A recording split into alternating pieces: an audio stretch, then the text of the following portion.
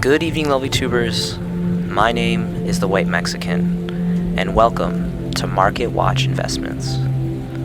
I have a plethora of cards that I'll be showcasing for you guys tonight. These are my personal selections, and I do hope that you enjoy. Getting things kickstarted tonight is going to be referencing the new structure deck that actually released in the OCG in Japan not too long ago. It's going to be kind of the Generation 2 of the Agents Fairy deck. I'm actually pretty excited about this. I was a little bit more excited before I found out what the new supporting cards actually do. I'm going to switch over here, take a quick peek. So, really wasn't impressed with a lot of the newer cards, personally, myself, honestly. Some of the better ones, I think, is Master Flare Hyperion. It's okay. It's not super great. I like this one a lot better, the Executioner of Hades Pluto. This one has really cool artwork, and it's got a pretty fair effect. Fairly good effect. Another one is going to be, yes, Guard of the Agents Moon. This one has probably one of the best effects. This Link 2 is really cool. It's got awesome effects. So again, personally, really wasn't impressed with the new support, at least with this data set, except for these three, the two Synchros and the Link cards. So the extra monster deck cards are kind of where it's at for me personally. But there's a few other cards here, but I wasn't too impressed with their effects personally. So that's all I'm going to say about that. So this is what it looks like, at least in Japan in the OCG. This is what the packaging looks like. So pretty bright and vivid here.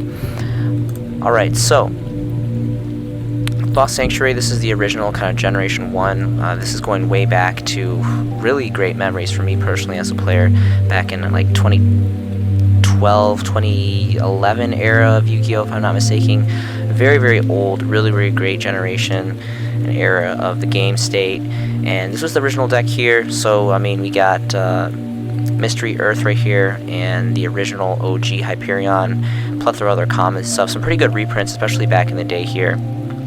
Nothing really noteworthy to take into consideration investments-wise, unless you do have an original sealed first edition exclusively. For collectability purposes, that would be really cool, because this is a really infamous time in the game state, good era. But looking at the OG Hyperion, there's a couple different variants, all really bad variants, and we got Premium Trash Gold, and then we got Gold Series 2 Dark Gold. But the original Ultra, even though I'm not a big fan of Ultra, is definitely going to have to be, for my personal opinion, the best choice that we have out of the three variants that we do have. And if we switch over to first edition near mint stacks, taking a look at both pricing, they're a bone, pretty much a bone to 2 bones. There's fat 16 stack near mint first edition from Quality Cards. And keep in mind, there's not a lot of variants of this, and this is an extremely old card. A pretty cool artwork, and really pretty good effect, and especially back in the day, this was a powerhouse card. So really, out of the whole entire structure deck, the original structure deck, I really think Hyperion original first edition near mints, at that price, being so affordable, being a bone a piece, that is really the only sound investment. The majority of the other stuff is just common reprint stuff, which was nice back in the day, but doesn't really do much for us nowadays. So again, unless you have the original sealed first edition copies, those are really these two right here, and the original OG first edition Hyperions are really going to be the only investment particles out of this set nowadays. Alright, moving on is going to be some more fairy stuff. So Athenia is going to be next. Of course, we have the Dual Terminal 6 commons, and we have the Premium Pack promo secret rares, and we have these two commons here. So we're going to focus on the secret and the DT variants. Secret rare first. I believe the majority of players would want this first as the highest rarity variant, and this is very affordable. We can see here, now keep in mind, this is a premium pack, so premium pack did not, to my understanding, come first edition. I'm pretty sure it didn't. I don't think there's a single first edition on display here, so you don't have to worry about first edition copies. These are going to be, technically it was a subset, but there wasn't first editions manufactured, so you don't have to worry about going for first edition for this variant specifically. So roughly around 2 bones, pretty much across the board before you factor in shipping, at least for some of the lightly playeds. 7 pages of availability. What I'm more interested in is the stacks pricing here. So we're going to switch over to that. Looks like the first stack of 3, again from quality cards, holding it down for about roughly around 4 bones. And then it jumps to about a phantom under 5, and then continues to trickle up all the way to around 10, 14 bones, and then ends all the way up to 100 for 3 stacks. So really not a lot of availability for stack pricing.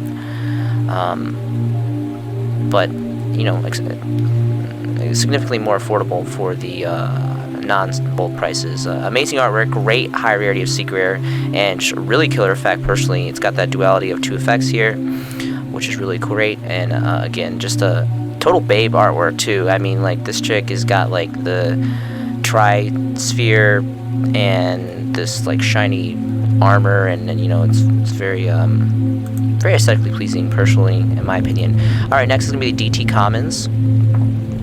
So not quite as aesthetically pleasing as the secret rare, obviously a little bit more in abundance on the market, it seems here. We're going to go ahead and switch over to near mint, lightly played like always.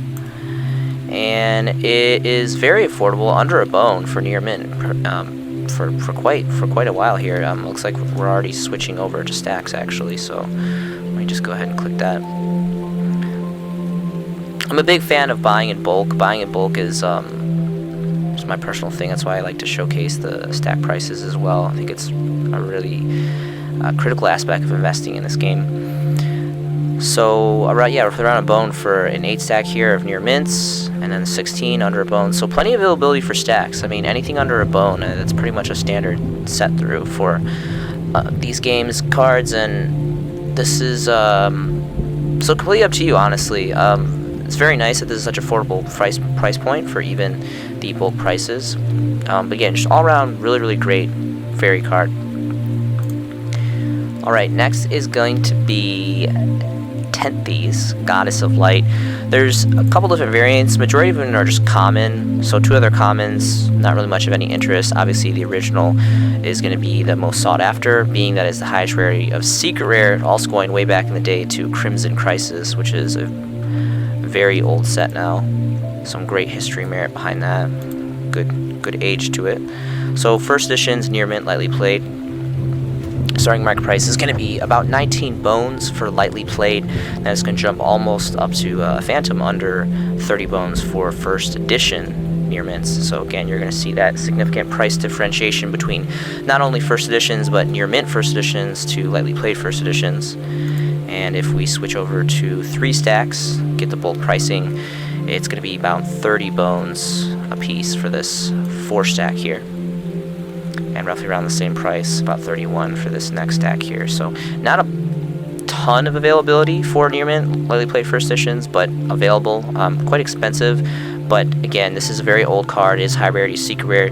This card's artwork is really cool. The only thing I don't like is this like splitting swan dress thing. I don't really understand what was going on with the artist's mindset on here. But other than that, it's an all-around just an amazing card. A killer effect, by the way, too. I'm pretty sure this affects stacks as well. I'm not entirely sure. I'm not a pro expert on mechanics and ruling, but an all-around just amazing fairy card. Next is going to be the original Sanctuary in the Sky. I'm pretty sure that this is the only holo version that we have. Highest rarity. Yes, the Dark Revs volume got common, and the rest of the other variants are common. So of course, we're going to be focusing on this being the original print and highest rarity as super rare. Again, this is actually from Ancient Sanctuary, part of what I call Generation 1 Yu-Gi-Oh! The first 13 core sets, LOB through RDS, Rise of Destiny. So very significant sets. For first edition holos of pretty much anything between this range is very significant in the game state, but more so to me personally. That's kind of my range that I gauge off of. So first edition, near mint, lightly played, as always. And we're going to go ahead and check out the single prices first. It looks like starting market price lightly played is going to be roughly around 16 bones for lightly played. Near mint's going to go up to about 20 bones. And there's a couple available at 20 bones. 3 pages of availability. Switch over to stacks pricing. jumps up to 23 for lightly played first edition, and then goes to 26, and then not even a stack available for first edition near mint, so significant enough. Again, amazing artwork.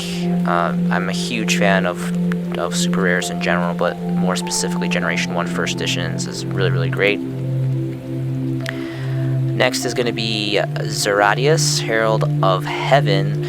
Now, there's other variants of this. This is highest rarity as an ultimate rare, dawning from Force of Breaker. Really, really great rarity, really great artwork. Kind of hard to see, a little bit darker. Some of the older ultimate rares came out very, very dark, and sometimes just in general they do. But a really great artwork, really cool effect, just a generic searcher card, 21 beater. Obviously, you need to have Sky on the field to actually use this card, to swing for attacks or anything like that. But again, main purpose of this is really just to pitch, level 4 light fairy. So 21, pretty good stats. We're going to go ahead and look into some prices here. So near mint first edition is the starting micro price. Interesting enough, there's not really a place to start up here. So near mint first edition is going to be 76 bones roughly starting micro price, and it continues to slowly trickle up. Bottoms off at 140 here, so significant. These are all one stack, so you notice there's no bulk pricing though, so that's interesting. That there is only one stacks for days here, but only one page. So obviously, very, very limited availability here. Very quick. I'm going to show you guys the other variants. So the original rares from the same set, Force of Breaker, and then we have these two commons. So there is very affordable options available, but again, these commons in this rare, a first edition near mint. If you guys want a first edition near mint just for playability purposes, because this being so relatively old, for sure, Force of Breaker is up there in age. Maybe if you guys want near mint first editions, stacks, for sure. And those are affordable. They're under a bone a piece. So if you want first edition near mints, original rares, there's plenty of availability for that. So availability and affordable. So up to you guys on that. But again, personally, there's not going to be any comparison to the ultimate rare for those low rarities. But again, it is very pricey, starting right price of 75 plus bones. So really great stuff. Next is going to be Pen Numeral, Soldier Lady. Now, at first, I was kind of skeptical about this because the artwork came off a little cheesy, but after further evaluation, more specifically remembering that there is an actual ultimate rare variant, this is what more specifically kind of changed the direction of the winds for me. We have the original super rares and ultimate rares out of Solo Duelist, which I believe, if I'm not mistaken, I believe this was the cutoff set. In my book for the Generation 1 first 13 core sets. I believe this was set 13, or is it 12? It might be 13, because I can't remember if RDS Rise of Destiny was 12 or not. Anyway, so in my book, right around, if not just like a fracture over Generation 1 series for me personally. And then of course we have the Dark Revs 3 super rares. So personally, I don't invest in Dark Revs, but for some things I do, very rarely. But I personally think it's high dollar for low rarity. But totally understand, respect that there definitely is a market out there. There are players that do seek after Dark Revs and Dark Beginning and all that. So it's got a place. It's got a place. It's got its own pocket of investing. So that's the thing. Now, the super rares, the original set super rares, first editions, there's, these are left and right. You can get these, we're looking first edition, near mint, lightly played stacks, and these are like under a bone. You can get them all day long. See here a stack of 6 here, half bone, first edition near mint, not even a bone here for a 9 stack, 8 stack, another 3 stack, 3 stacks. So plenty of availability, 2 pages of availability for stacks, first editions exclusively in those conditions. So very, very accessible to get this. Now here's the artwork here. It's actually pretty cool because she reminds me of like an Amazoness, like warrior lady, or like a Viking warrior or something. She's got the long blonde hair and the shiny armor and the curves. And anyway, so pretty cool artwork. Again, now when you're comparing this with the higher rare, even ultimate rare from the same set, obviously everyone's going to want the ultimate rare. The artwork came out pretty dark. I don't know if this is just this picture. Obviously the super rares, you can see the artwork with most cards generally better, but it being ultimate rare, less were produced, harder to get, just, you know, an old card in general. Higher rarity, everyone's going to want the ultimate rares, but now keep in mind, of course, with that, you're going to, the cost is going to increase significantly here. So really quick, we're going to go ahead and take a look at this. Starting market price is going to be, there's a Spanish light plate first edition for 10 bones. That's the most affordable one if you want a Spanish one. And then it looks like the first English first edition is a lightly plate for 13 bones. Then near mint starting market price is going to be just a Phantom under 30 bones. It's going to be about 29 bones for first near mint first edition, and that's pretty much it. It's a scoop. There's a one page available, and then it doesn't look like there is no stack pricing available. There isn't any play sets available for this card. So obviously significantly more limited on availability on the market, but really this really is the only one that I would personally collect in. I thought about investing in the super rare first editions, and maybe I will, maybe later, just because there's so many stacks of lightly played first editions. But it's completely up to you. I kind of leaned more towards trying to invest towards the first edition ultimate rares personally myself.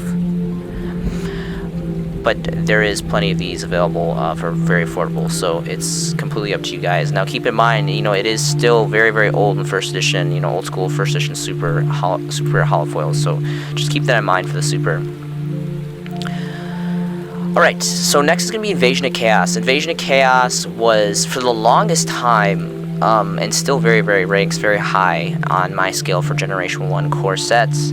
Of course, we got Black Luster Soldier, Chaos Emperor, Dragon, a whole bunch of crazy shenanigans. But I wanted to go specifically over the ultra rares. There's a lot of really cool ultra rares in the set for set ones. Now again, I'm completely disgusted with ultra rares. I think it's like the worst rarity, and people ask me before, they're like, why do you bag on ultra rares so much? Like why do you hate ultra rares? The reason why I don't like ultra rares is because to me it's just like so excessively overproduced. You know, we have all these very cheap sub reprint sets like Dual Power and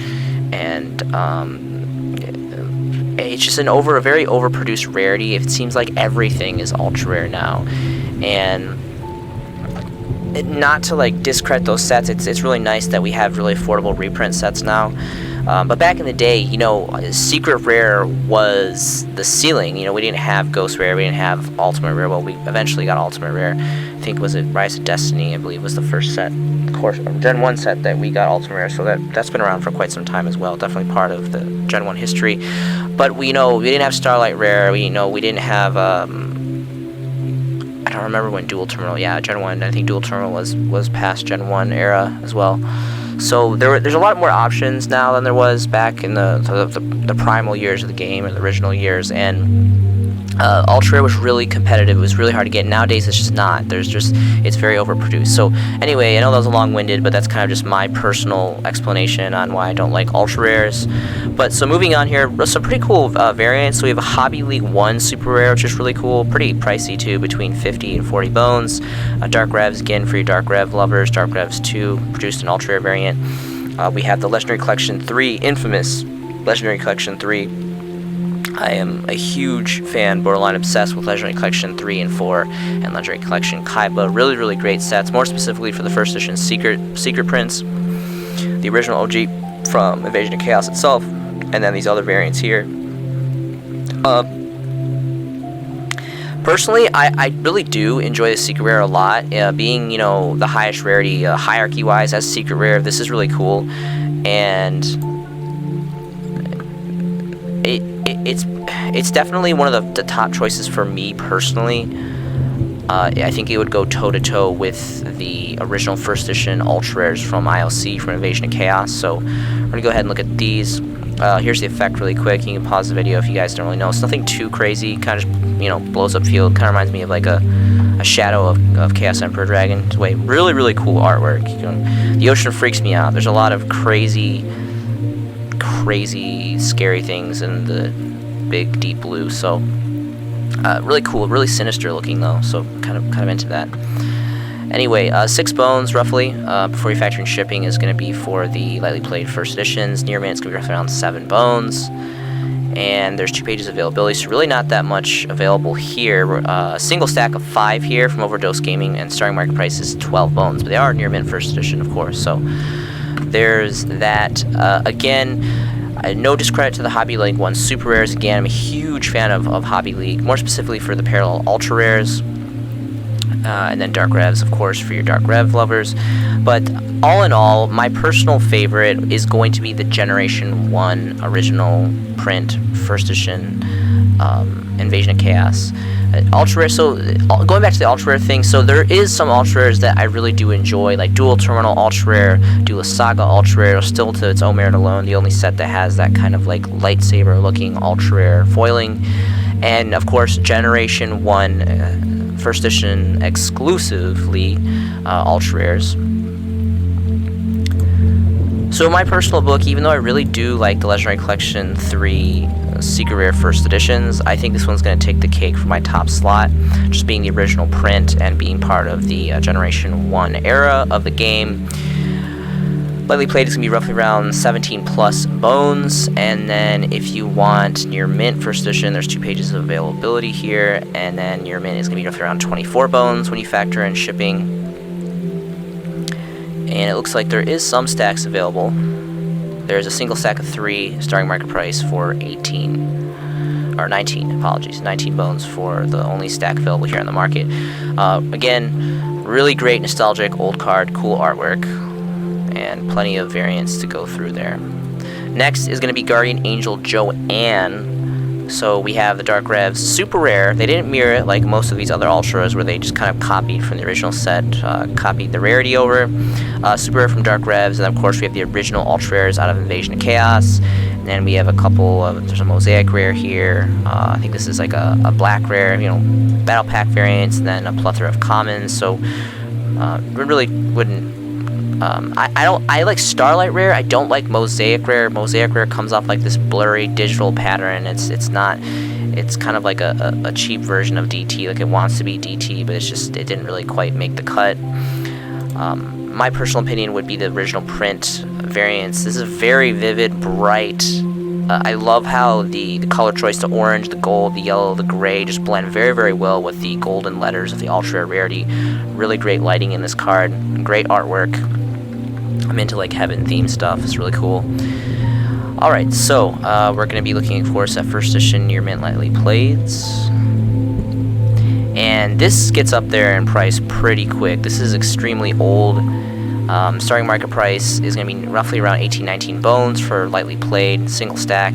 The first near mint first edition is 40 bones. So again, we see that major differentiation in price trending between not only first editions, but lightly played first editions to near mint first editions. And looks like there is 2 stacks available for bulk prices, or maybe not. It doesn't look like there is actually playsets available here. So these are all 1 stack. Here's a 2 stack. Going to the second and last page. There's all 1 stack except for these 2, and then it increases significantly towards the bottom here. So all around, just a really plush collector's card.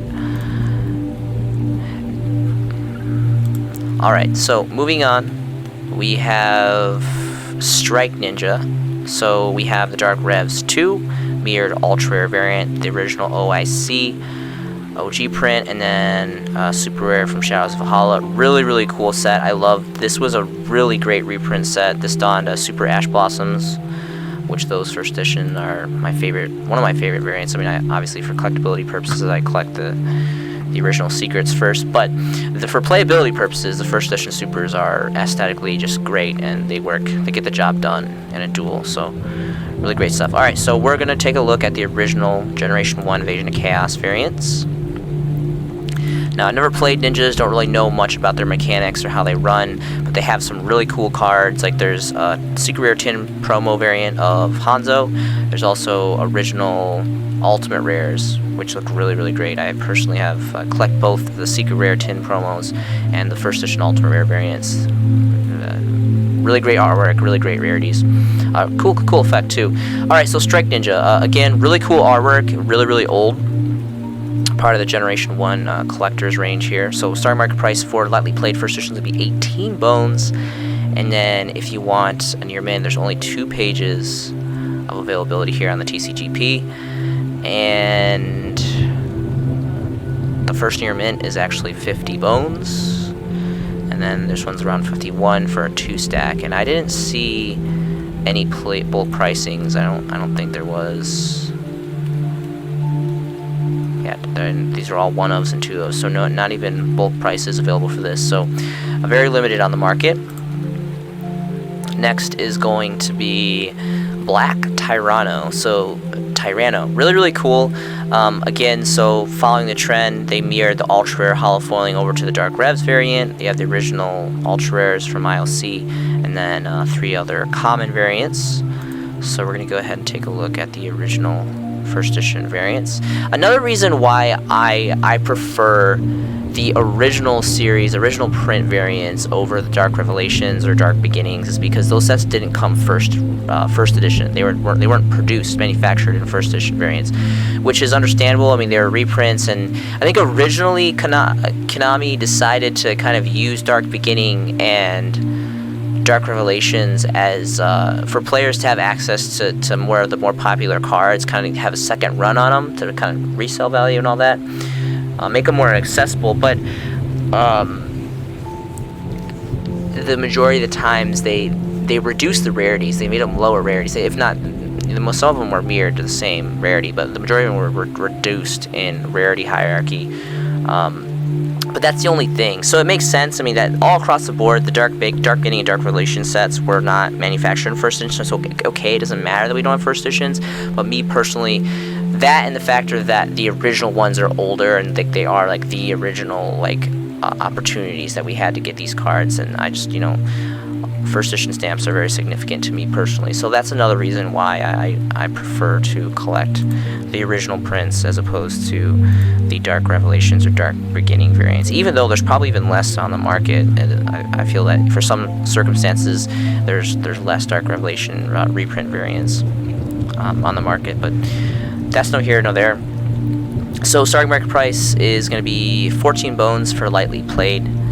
And then if you want to get to the near mint category here, it's going to be about 47 for first edition near mints. See if there's any bulk prices available for stacks, and it doesn't look like there is stacks available. Only 2 pages of availability. Really cool artwork. This reminds me of like some Jurassic Park looking, acid looking, just badass dinosaur looking, really cool. Black is my favorite color too, so really good stuff on that. Alright, Manicore of Darkness is going to be next. This is one sharp looking card. I really love the artwork on this. It reminds me of like DBZ, like going Super Saiyan, and just like the position of the body and like the outstretched like palm arms is just really cool. We have the original ultra rare prints from ILC, Dark Revs, super rare, so they downgraded it one variant from ultra to super, Champion Pack 3 rares, and then these 2 common variants. So we're gonna go ahead and take a look at the original OG ultra rares. Look at this artwork. This artwork is just so cool. It's got like these demon wings, and it's like a lion slash like ripped Saiyan man looking slash like scorpion tail, and this is really cool artwork. This is a terrible card. It's I don't even back in the day didn't really see much of any play. The artwork is just really awesome, and the lightning, and it's just really cool. And of course, being part of Generation 1, being significantly old and seasoned, collectability purposes, collectability value, just naturally to this card. So lightly played first edition is going to be 16 bones roughly. There's about 2 pages of availability here on the market. We're going to have to move to the second page for near mints, and the first near mint is actually probably, I think, the only stack here for roughly around 33 bones. 2 stack here, and then was there a stack? It doesn't look like. Yeah, there wasn't even a stack, so that is the only stack available, which was 33. all around, so just really great. Again, so for artwork and just age and collectability purposes, you know, being Gen 1 era, really great stuff. First editions exclusively always for these. Alright, now the last card that I'm going to be covering from the set is going to be Insect Princess. Again, kind of like Manicore, this card was not really playable. It wasn't even really playable back then. At least it wasn't very popular by any means. We have these common variants, and then of course we have the mirrored ultra rare reprint Dark Rev, and then the original Invasion of Chaos. So for all the reasons I mentioned before, I personally believe you guys should invest in the original first edition's variants exclusively. Now, this has, out of all the ultra rares I've showed here, they're all really great. They all have cool artwork and very much part of the Generation 1 collectability factor. But this, by far, is the best as far as artwork. I really like the artwork a lot on this. It's really cool. It looks sharp. It almost reminds me of kind of like Insector vibe, Insector themed looking artwork. Really cool. The big googly goggles and the Schleet armor, just really cool stuff. So okay, so for single stacks for lightly played, there's quite a bit. And the interesting thing with this card is it's very affordable. We can see like 5 bones, pretty much 5 bones all across the board for these lightly played first edition variants. The interesting thing is when you get to there is no stacks. That's the thing. There's 3 pages of availability here, 5 bones pretty much across the board for the first edition lightly playeds. If you want near mint, it goes all the way up to double plus to roughly around a phantom under 13 bones. But the interesting thing, the keynote here is you see all 1 stacks. There just is no bulk pricing available for this card left. There is a single 2 stack here, but it goes all the way up to 25 a piece for near mint first editions. So that's the big key takeaways. I want you guys to realize that the bulk pricing is just significantly, rapidly decreasing on this.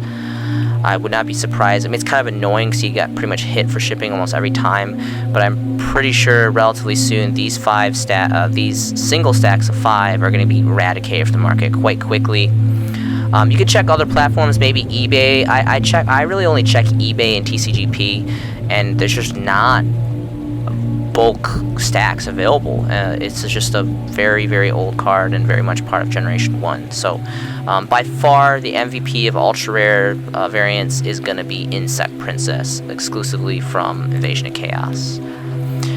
Alright, so next is going to be Infinite Impermanence. So we all know, and I personally actually just found out this past week, it says here that the rarity is unconfirmed. We all know clearly now. Quick Google search will discover. Super rare variant was decided for Infinite Permanence for the Cyber Strike reprint. I was banking on this. I was so excited. It's been a long time since I've been so excited about an investment. I was very fortunate enough, so actually shout out to Blowout Cards. Blowout Cards was actually the place that I was able to buy in bulk. I was able to actually buy 4 boxes of 8 structure decks. Here it is. This is Blowout Cards and all that on here. They upped their prices, so this was not this price. I don't remember exactly what it was. I think it was 70. I think I paid 70 per box of 8. I was able to get 4 of them.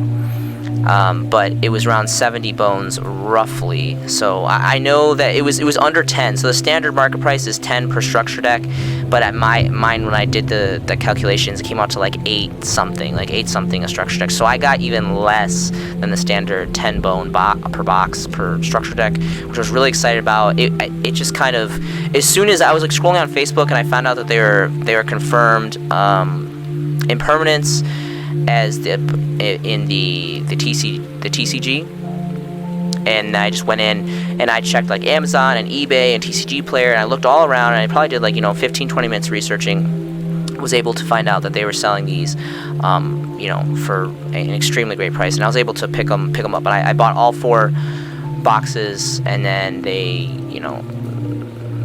everyone upped their prices because the announcement was made that they had this card.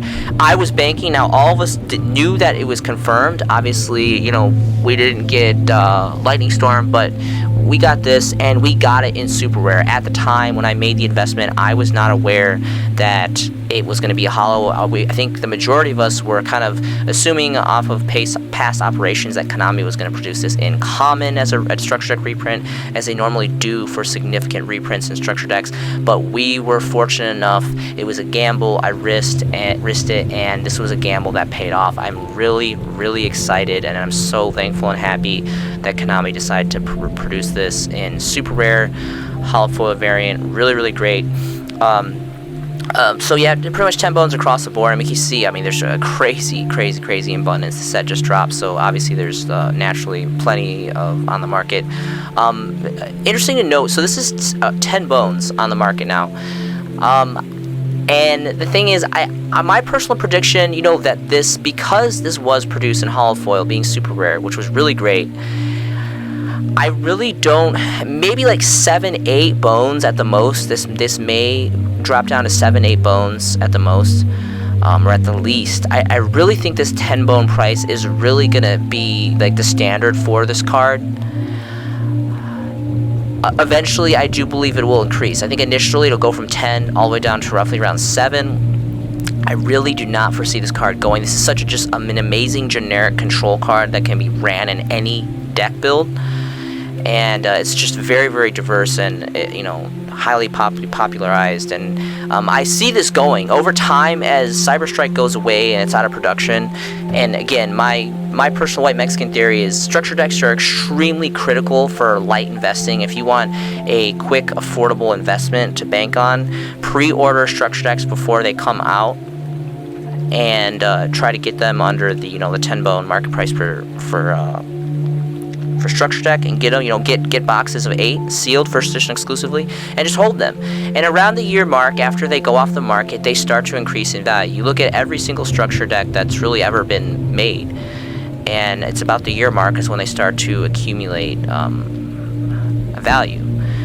And they're great. They're very, very great for first edition sealed exclusively. They're great for collectability purposes. And again, this I had my eye on this investment for quite some time because Cyber Strike, being that it has the theme of Cyber Dragon stuff, hero players and Cyber Dragons are just all over it. There's a pretty big player base, and they're very true to those deck cores, and they're just great collectively. Just like Shaddoll Showdown. Shaddoll Showdown was one of the biggest investments I've ever made in structure decks for sealed first editions exclusively. I mean, I love Shaddolls personally, and I know that there's just a great population fanboy base out there for that structure deck. So really, really great stuff. Very, very, very excited about this. And of course, if you guys want to take a peek actually of, well, let's see here.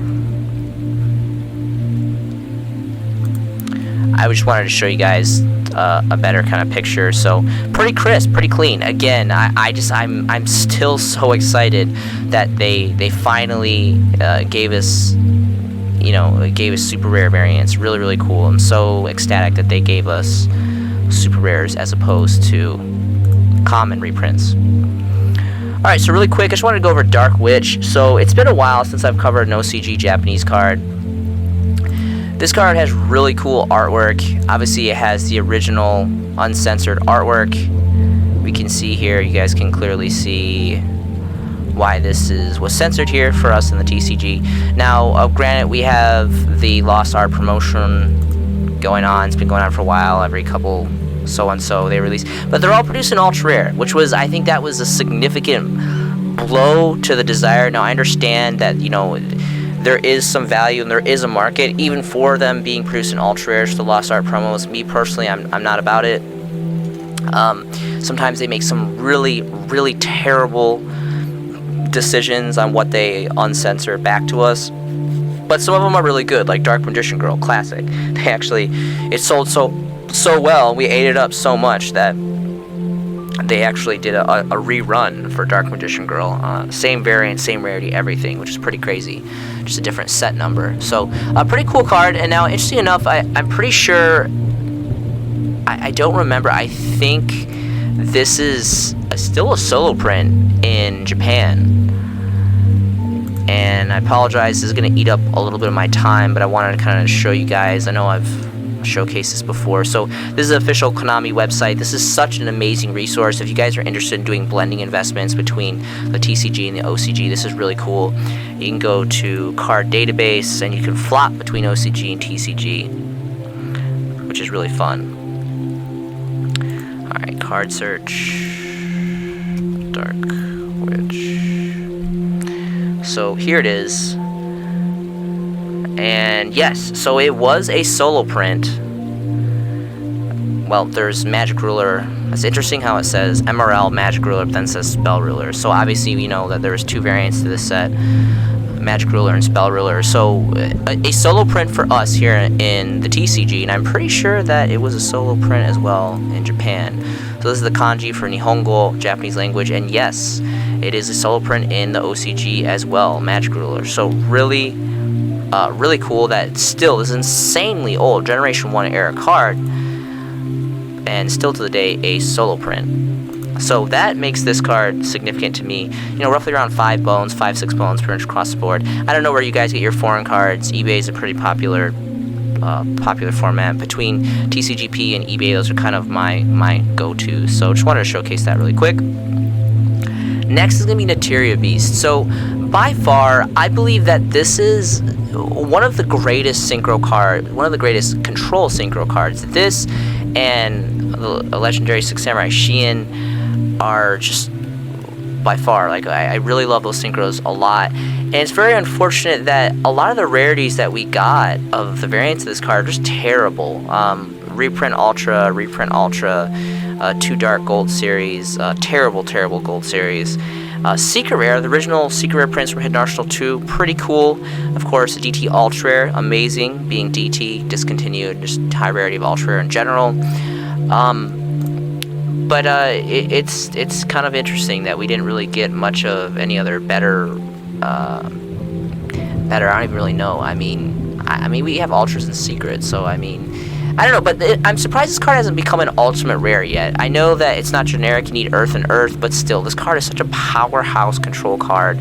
Kind of silly artwork, honestly. It's like this seasick tiger-looking tree root thing. Anyway, alright, so we're going to go ahead and we're going to take a peek here.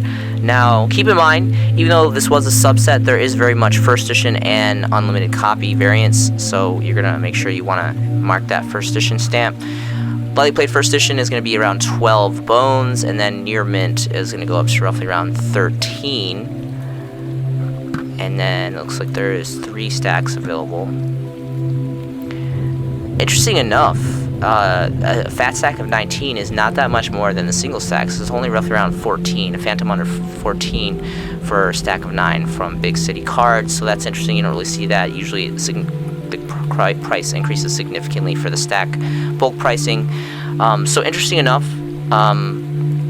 Again, and then we have the big boss DT Ultra Rare, DT2, which is like this cupcake birthday sprinkle variant. Really cool.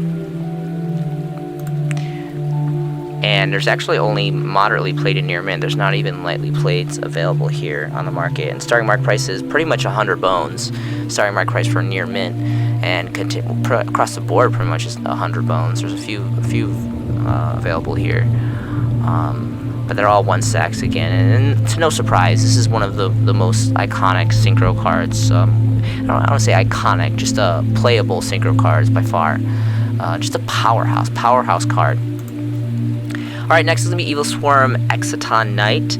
So this is such an amazing rank 4 generic 2 level 4s, rank 4, and really cool artwork. Again, the artwork reminds me of, you know, Insector era themed, you know, big bug-eyed looking, shiny, crisp armor, all this stuff, sleek armor. This is just an amazing powerhouse card. I mean, you can just completely clear board with this and, you know, switch the advantage of the game state very quickly. Really great artwork, high rarity secret rare. Legacy of Valiant is significantly aged set now. So original OG prints, I'm going to go ahead and take a look at these. I don't know how at least one copy of this should be in every extra deck. I don't know how people do not have at least one copy of this, unless you don't run level 4s, obviously.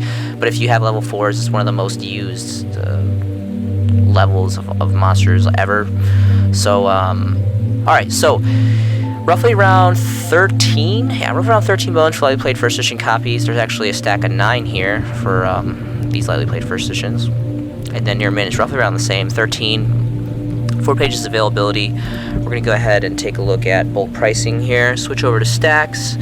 And again, so not too much of a price differentiation for the stacks between lightly played 13 and then near mints, which are roughly around 15, give or take. There's actually a German one here. You know, I have to click on this because I love European Aufruge.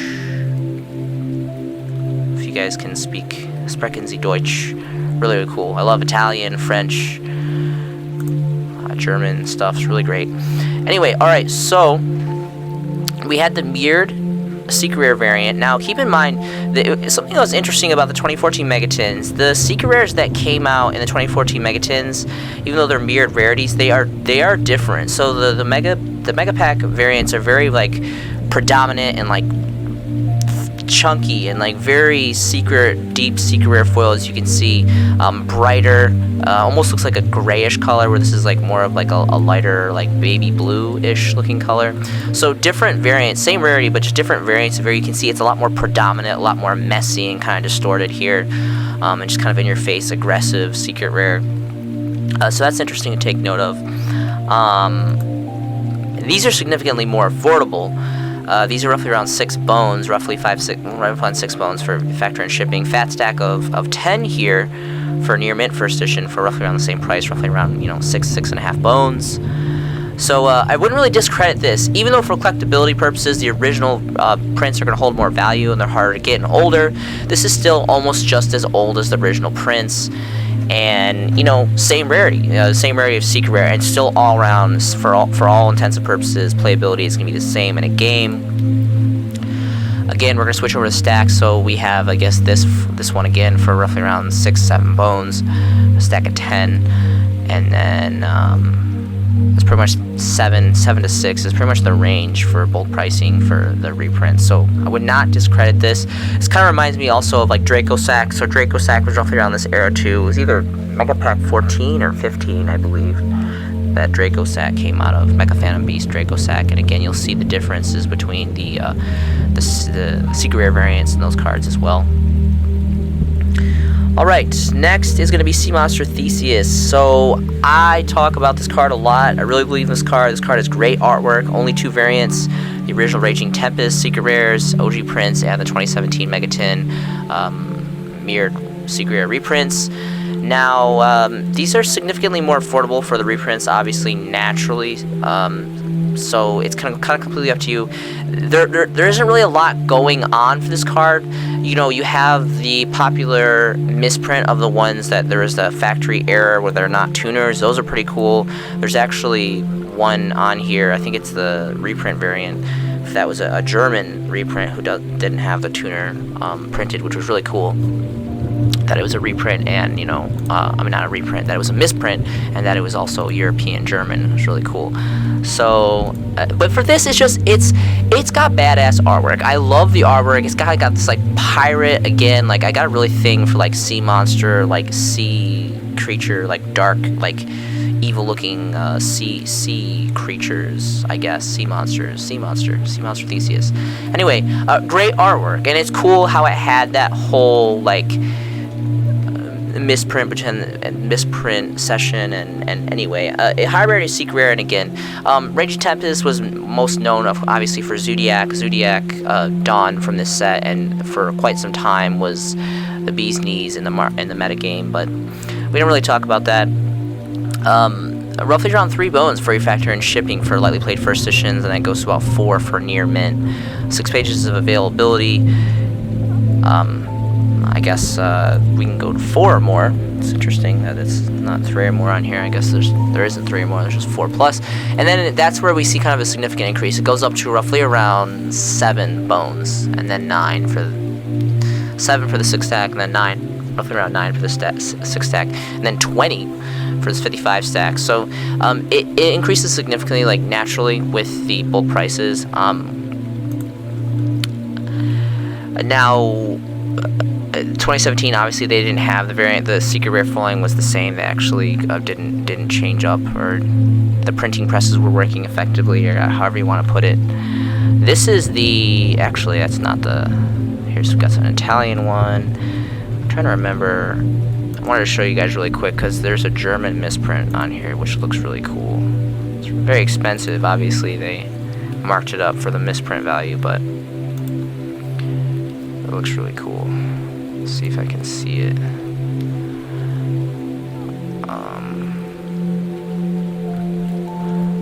Not sure where it went here.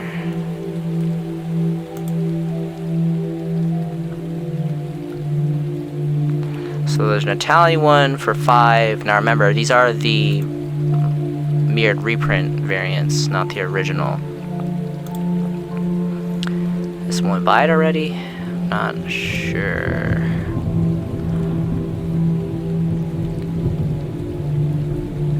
Okay, so maybe someone bought it. There was, maybe it was the original variant, the original print. I'm not sure. Let's see. Okay, so here it is. Obviously, insanely expensive. There's actually, there's a Italian, German, 2 Germans and Italian. Very expensive, obviously, for the misprint value. I don't know if the misprint is quite worth that much, but it does have the European language, which is really cool. I wanted to see the picture. Why is it not letting me? Does this one not have a picture?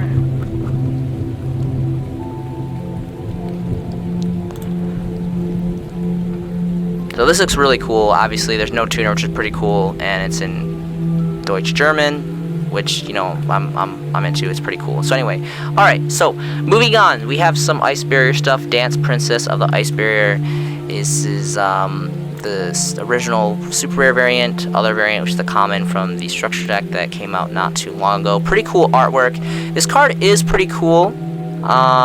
It's a pretty cold card, but does have this limiting factor that it only can return set, not just, you know, the flexibility of any magic and trap cards. It only set, so pretty heavy restriction on that. Ball round, really cool rarity. Of course, is it Star Strike Blast? I believe it was. I believe that's what Star Strike Blast is. Yep, Star Strike Blast.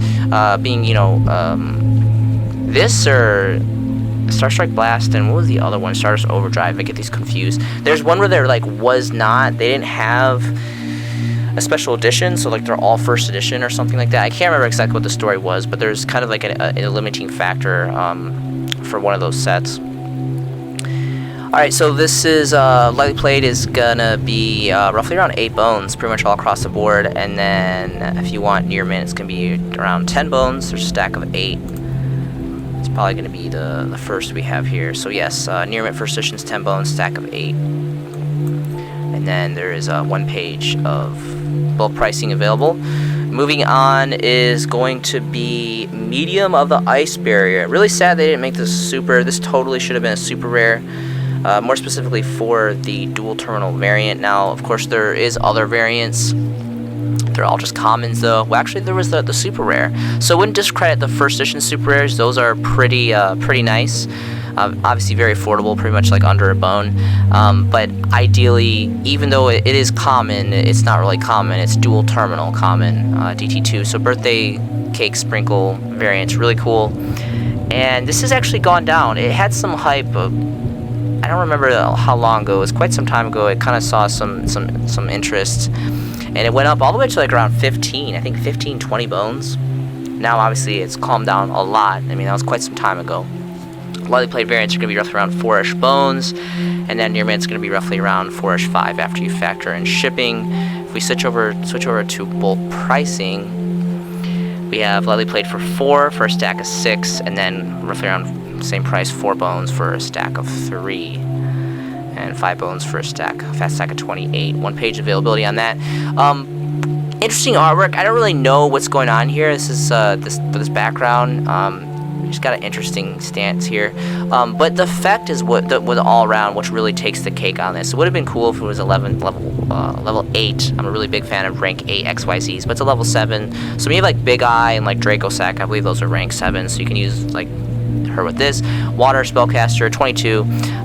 Kind of low attack for a level 7, but the biggest thing is the effect. The control aspect behind this card is really, really great, and that's what holds the value. And that it's DT. DT is discontinued, and DT is immaculate rarity. I love rarity, DT rarity.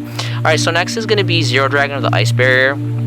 So obviously Freezing Chains is new. It came out not too long ago here in the TCG. But interesting enough, this is still a solo print. This is the only variant we can get. Unfortunately, it is ultra rare, which can't really expect much else, being that this dawned from a structure deck. It's been quite some time since there's been a rarity boost beyond ultra rare in our structure decks here in the TCG. So really cool effect. I mean, a really great artwork. First of all, artwork is phenomenal. I mean, just as cool, if not better than Trishula, in my personal opinion. Really, really great artwork. It has got the factor that it's a solo print, and insanely affordable, and rightfully so. I mean, highly overproduced and new on the market.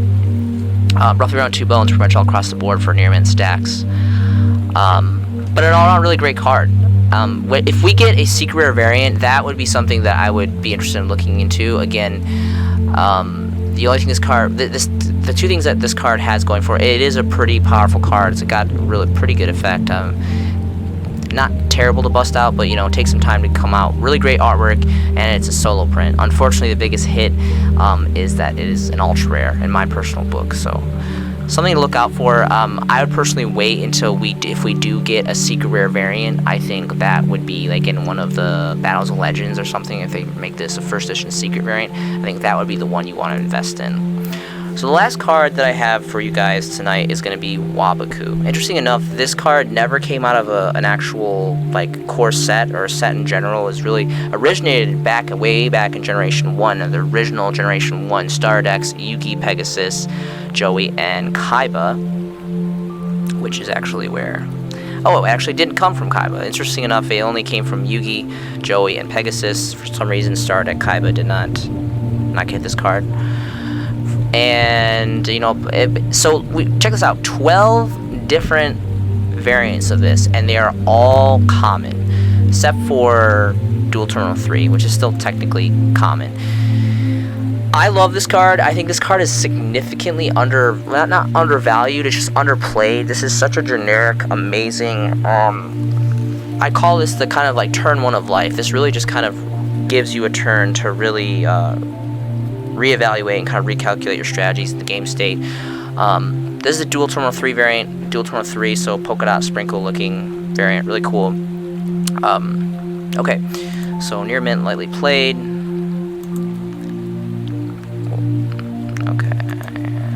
Near mint, lightly played.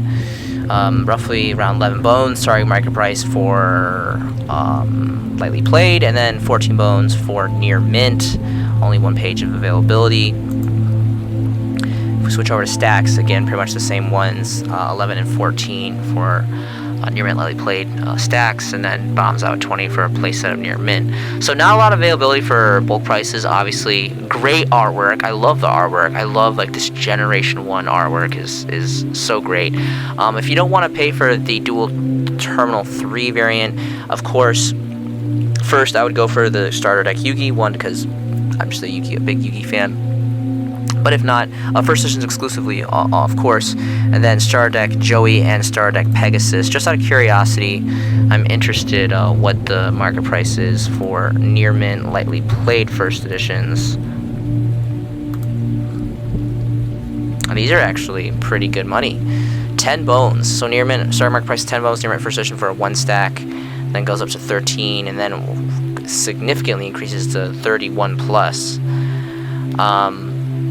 So this is a perfect example of Generation 1 first editions, like always, just going crazy on the market. That makes me very curious. So that's the best one, the best common version, in my personal opinion. Second would probably be, I like Pegasus more than Joey, so I'd probably say Star Deck Pegasus would be the number 2 slot for the original prints. Let's check out Near Melee Play. Let's see so starter deck Yugi was first edition. These ones are significantly more affordable. So that, yeah, and I guess I'm not the only Yugi fan. You can see here the starter deck Pegasus is significantly more affordable, at least for light play. It's roughly around a bone, plus when you factor in shipping. I wonder what stacks are. Around the same, pretty much not even a bone to roughly around a bone. So it's interesting. It's interesting. I'm not the only one that is really focusing in on the starter deck Yugi. And then there's Joey. Let's see if there's how many Joey fans are out there. Joey Wheeler. Okay, so roughly around the same. Again, roughly around a bone for the lightly played first edition variants. Again, I really do not recommend that you guys invest in any other variants besides. Oh, no stacks though. Interesting. So the DT first, obviously, you know, if you have the cash for it, DT's first, and then the starter deck Yugi, Pegasus, and Joey's, but first edition exclusively, like always. Like 99.9 of investments in this game should be first edition based. I think personally, I'm such a fan of this card. I think this card is old enough by far. I mean, this card is ancient. It deserves a secret rare reprint. Konami, can we please get a secret rare reprint? Please don't shaft us over and give us, like, I mean, super rare would be pretty cool too, but I mean, secret rare would be amazing. Please do not shaft us and give us an ultra rare. This needs to be super rare, or more specifically a secret rare. First edition print would just be amazing. Thank you so much for watching these videos. Yu-Gi-Oh! Has been part of my life for many years now. It's a great passion of mine. I love the brotherhood, the community, the deck building, the investments. There's so many unique and amazing things about this hobby. I think it's extremely important to have hobbies, have things that you enjoy, you love investing your time and investing your financials in. There's a lot of crazy things going on in the world right now. Please be sure to take care of each other, love each other, support each other, be a friend, be a brother, be a sister, be whatever it is that you need to be. The world is a lonely place, and there's a lot of serious anxiety, stress, depression, isolationism. It's a thing, so please just be aware of that. Make sure that you're taking care of yourselves and those around you. I hope you guys are making some fantastic Yu-Gi-Oh! Investments yourself. This has